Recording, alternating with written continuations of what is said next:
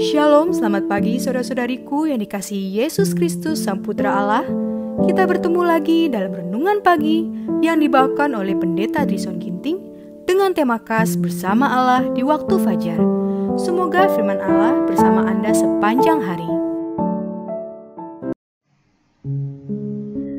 Shalom saudaraku, selamat pagi. Bersama kembali dalam renungan kita pada pagi hari ini, Jumat 30 September 2022 dengan judul Pengabdian Elisa.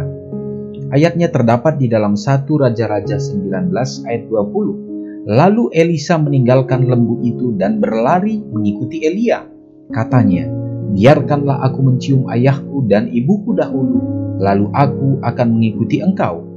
Jawabnya kepadanya, baiklah, pulang dahulu dan ingatlah apa yang telah kuperbuat kepadamu. Ini bukan penolakan tetapi ujian iman. Elisa harus menghitung untung ruginya untuk dia sendiri mengambil keputusan menerima atau menolak panggilan itu. Kalau ia menginginkan tetap tinggal di rumah sambil menikmati keuntungan-keuntungannya, maka ia bebas untuk tetap tinggal di rumah. Akan tetapi, Elisa mengerti akan makna panggilan itu. Ia tahu bahwa panggilan itu datangnya dari Allah, maka ia tidak ragu-ragu untuk menurut. Bukanlah untuk kesenangan duniawi, ia hendak menerima kesempatan menjadi pesuruh Allah atau mengorbankan kesempatan untuk bersatu dengan hambanya. Ia mengambil pasangan lembu itu, menyembelihnya, dan memasak dagingnya dengan bajak lembu itu sebagai kayu api. Ia memberikan daging itu kepada orang-orangnya, kemudian makanlah mereka. Sesudah itu bersiaplah ia, lalu mengikuti Elia dan menjadi pelayannya.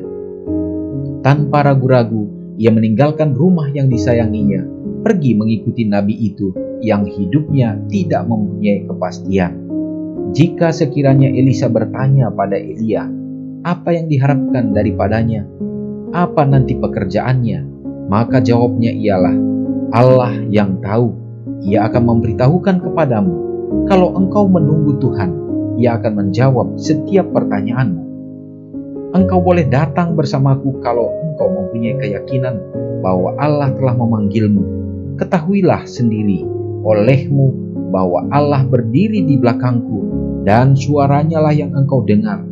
Kalau engkau dapat menghitung segala sesuatu yang terbuang, tetapi engkau boleh memenangkan kebaikan Allah, datanglah. Untuk kebaikan Anda kini dan selama-lamanya, yang terbaik adalah menyerahkan diri sepenuhnya pada kebenaran agar dunia dapat mengetahui di mana Anda berdiri. Saudara yang kekasih dalam nama Tuhan, kita melihat satu prinsip kehidupan yang sangat indah dari Nabi Elisa pada saat dia dipanggil oleh Elia untuk datang kepadanya, mengikut dia dan menjadi pelayan bagi Allah. Tentu dia mengenal siapa yang memanggilnya, yaitu Nabi yang terkenal pada saat itu. Dan bukan oleh karena ketenaran, tetapi karena dia percaya bahwa Tuhanlah yang disembah oleh Nabi Elia. Dan Tuhanlah yang menyuruh juga melalui Elia untuk memanggilnya, untuk datang kepadanya, dan dituntun untuk menjadi hamba Allah. Saudaraku, demikian juga bagi orang-orang muda terkhusus. Bagaimana panggilan ini menjadi bagian kita semua, tidak terkecuali siapapun dimanapun kita berada, bahwa Allah juga memanggil kita untuk datang kepadanya. Kita dipersiapkan untuk menjadi pelayan-pelayannya dalam berbagai cara, dalam semua kondisi dan situasi, bahkan talenta yang kita miliki. Tuhan dapat memakai kita untuk menjadi alat-alatnya. Semoga kita juga dapat mengabdikan diri kita untuk menjadi pelayan Allah. Maka Tuhan akan mempersiapkan pekerjaan yang terindah dalam kehidupan kita.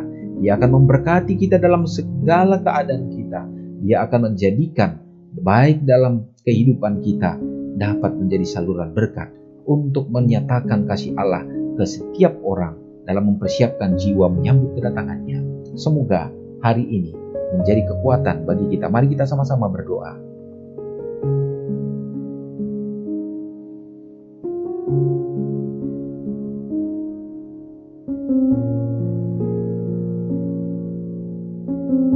Bapa yang baik yang bertahta dalam kerajaan surga, kami memuji memuliakan Engkau ya Tuhan, oleh karena kami menyadari hanya kasih-Mu yang terjadi dalam hidup kami, melewati malam dalam istirahat, dan kami bangun untuk menikmati kehidupan yang Tuhan percayakan. Terpujilah Engkau untuk renungan yang kami dapatkan dalam ibadah kecil di pagi hari ini. Kami dapat mengangkat pujian, kami dapat mendengarkan pekabaran-Mu, dan memperoleh kekuatan lewat pengalaman daripada hamba-Mu Elisa ya Bapa, yang selalu siap menerima panggilan Tuhan untuk melayani Tuhan.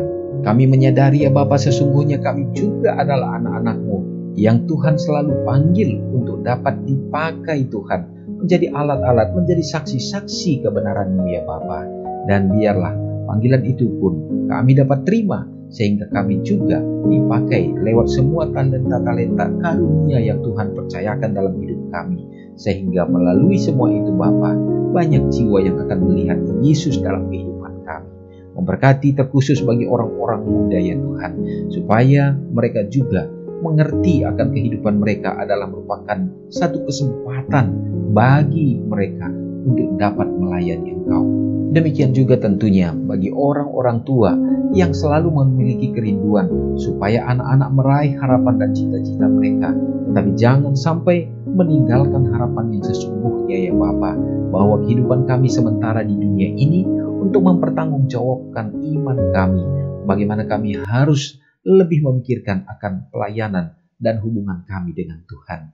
Memberkati orang-orang tua yang sudah lanjut usia dalam kehidupan masa indah mereka, Tuhan juga menyertai. Berikanlah kesehatan, pengharapan yang teguh ya Tuhan. Tak lupa ya Bapa, kami mendoakan suasana di dunia ini yang semakin kacau. Begitu banyak penderitaan diakibatkan oleh cuaca, penyakit, bahkan peperangan ya Bapa. Kami berdoa, biarlah kedamaian selalu Tuhan hadirkan, dan terutama melalui tanda-tanda ini menguatkan iman kami untuk semakin bersedia dalam menantikan kedatangan. Terpujilah Engkau Bapa, mengampuni dosa kami, karena doa ini kami serahkan hanya dalam nama Yesus yang sudah menjadi juru selamat kami.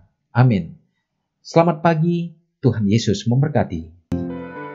Ingatlah Matius 5 ayat 13-16. Biarlah kamu menjadi garam yang mengasinkan dan terang yang menyinari kehidupan orang lain.